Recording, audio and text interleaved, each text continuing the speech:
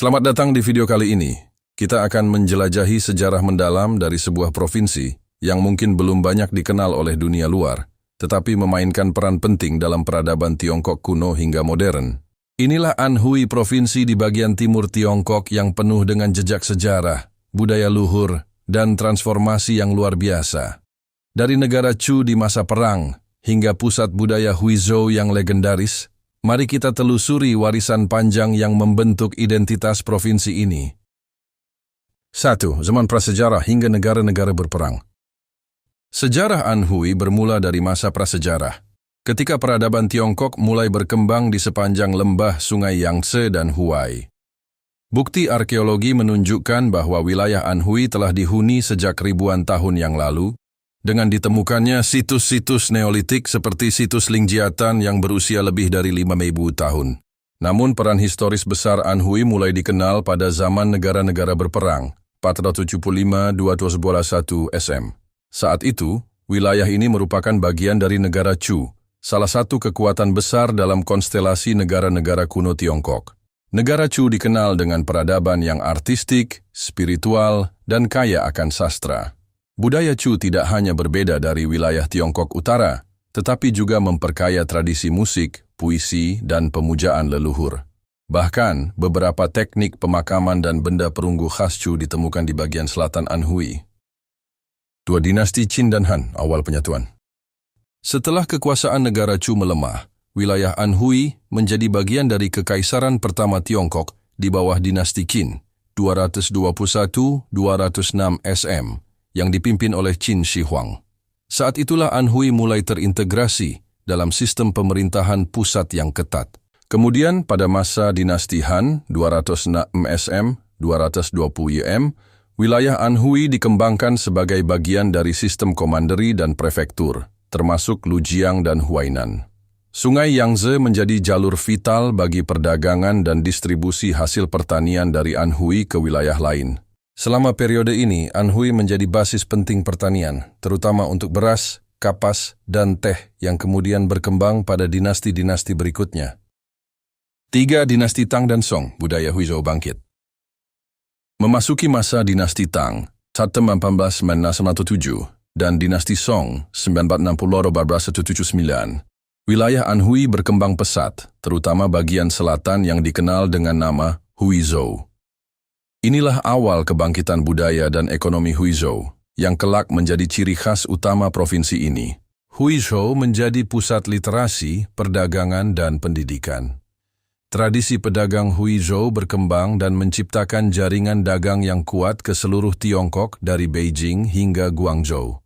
Bangunan bergaya arsitektur Huizhou dengan dinding putih, atap hitam, dan ukiran kayu rumit menjadi simbol kemakmuran dan budaya kelas menengah atas di era itu.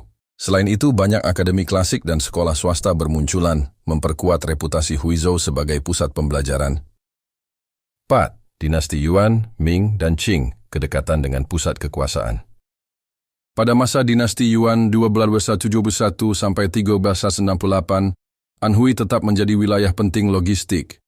Tapi transformasi besar terjadi pada era dinasti Ming 1398 sampai 1944. Kota Nanjing, yang terletak di selatan Anhui, menjadi ibu kota kekaisaran pada awal dinasti Ming. Kedekatan ini membuat Anhui menjadi wilayah strategis dalam urusan militer, birokrasi, dan ekonomi kekaisaran. Banyak pejabat tinggi dan pasukan kekaisaran berasal dari Anhui. Pada masa dinasti Ming dan Qing, sistem pendidikan di Huizhou mencapai puncaknya. Banyak sarjana dan peserta ujian kekaisaran Keju berasal dari sini. Nama-nama seperti Zhu Xi, seorang filsuf Konfusian terkenal, sangat berpengaruh di wilayah ini.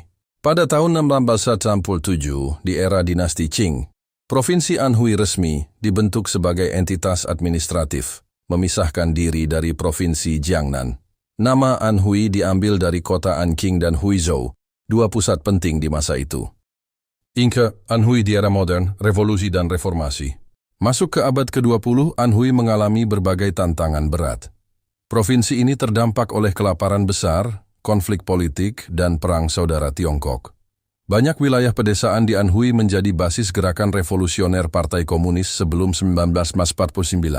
Setelah berdirinya Republik Rakyat Tiongkok, Anhui termasuk dalam daerah yang lambat mengalami pembangunan karena kondisi geografi dan sumber daya manusia yang terbatas. Namun, sejak reformasi ekonomi tahun 1980-an, Anhui mulai bangkit. Kota Hefei, ibu kota provinsi, tumbuh pesat menjadi pusat pendidikan, riset, dan teknologi. Anhui juga menjadi rumah bagi beberapa universitas teknik dan pusat riset AI dan semikonduktor. Warisan budaya dan alam Anhui. Hari ini, Anhui bukan hanya pusat industri, tetapi juga penjaga warisan budaya klasik Tiongkok. Salah satu warisan paling terkenal adalah arsitektur Huizhou, yang kini diakui sebagai warisan budaya dunia oleh UNESCO. Kota-kota kuno seperti Shidi dan Hongchun telah dipertahankan dengan baik dan menjadi destinasi wisata budaya yang populer. Gaya bangunannya menginspirasi film-film sejarah seperti Crouching Tiger, Hidden Dragon.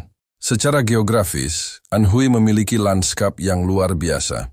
Mulai dari Gunung Huangshan yang mistis dan berkabut, hingga lembah-lembah subur di sekitar sungai Yangtze dan Huai. Gunung Huangshan dikenal sebagai sumber inspirasi lukisan pemandangan dan puisi sejak zaman dinasti Tang, dan hingga kini masih dianggap sebagai salah satu pegunungan paling suci dan indah di Tiongkok. Dari negeri kuno Chu ke pusat pedagang Huizhou hingga jantung teknologi modern, Anhui adalah provinsi yang menyatukan masa lalu, kini, dan masa depan Tiongkok. Ia bukan sekadar wilayah administratif, tapi sebuah cermin sejarah yang memperlihatkan bagaimana peradaban Tiongkok tumbuh, bertahan, dan terus berkembang. Museum dan peninggalan kuno di Anhui. Selain warisan budaya yang hidup dalam arsitektur dan sastra, Provinsi Anhui juga kaya akan koleksi artefak kuno dan museum-museum bersejarah yang mengabadikan perjalanan panjang wilayah ini dari masa prasejarah hingga zaman modern. Anhui Museum. Terletak di ibu kota provinsi, Hefei, museum ini adalah yang terbesar dan paling penting di wilayah Anhui. Didirikan pada tahun 1956 dan direnovasi besar-besaran pada awal 2000-an, Anhui Museum menyimpan lebih dari 200.000 koleksi benda bersejarah. Beberapa koleksi yang paling mencolok antara lain: perunggu dari dinasti Shang dan Zhou, hasil penggalian dari lembah sungai Huai; guci-guci porselen putih biru dari dinasti Ming dan Qing, yang dulunya diproduksi di kilang keramik Huizhou; lukisan tinta dan kaligrafi dari seniman Huizhou, termasuk karya langka dari dinasti Song dan Yuan; pakaian pengantin dan tekstil rakyat dari masa feodal yang menggambarkan kekayaan budaya lokal di seluruh pelosok Anhui. Tak hanya itu, museum ini juga menampilkan rekonstruksi rumah tradisional Huizhou dan makam batu erahan, memberikan pengunjung gambaran langsung tentang kehidupan masa lampau. 2. Museum Budaya Huizhou. Berlokasi di Huangshan, tepat di jantung budaya Huizhou, museum ini berfokus pada warisan unik kawasan Huizhou yang telah membentuk identitas budaya Anhui. Koleksi utama di sini mencakup dokumen keluarga Huizhou berusia ratusan tahun yang menampilkan silsilah dan sistem etika Konfusian yang ketat, miniatur rumah klan, altar leluhur, dan replika ruang belajar klasik dari era Ming dan Qing, alat dagang dan barang antik milik pedagang Huizhou, Huishang, seperti timbangan emas, kontrak dagang, dan jurnal dagang. Museum ini juga menjadi pusat pelatihan ukiran kayu Huizhou, salah satu seni ukir paling halus dan rumit di seluruh Tiongkok. 3. Museum Batu Tulis Shexian. Berada di Kabupaten Shexian, yang dikenal sebagai ibu kota batu tulis Tiongkok, museum ini memamerkan lebih dari 1.000 batu nisan dan prasasti bersejarah, termasuk prasasti ujian kekaisaran, catatan jabatan, dan surat dari pejabat dinasti Ming. Mengkaligrafi yang dipahat di batu oleh tokoh-tokoh besar seperti Zhao Mengfu dan Wen Zhengming. Museum ini adalah tempat yang sangat penting bagi para peneliti dan pecinta sejarah kaligrafi klasik Tiongkok. Inilah situs arkeologi Lingjiatan. Terletak di Kabupaten Hanshan, ini adalah salah satu situs prasejarah paling penting di Tiongkok Timur.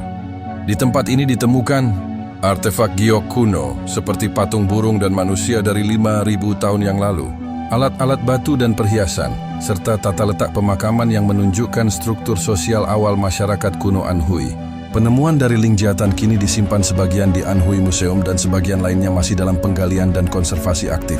Melalui museum-museum ini, kita bisa melihat bahwa Anhui bukan hanya tanah tempat sejarah terjadi, tapi juga tempat sejarah yang dijaga penuh.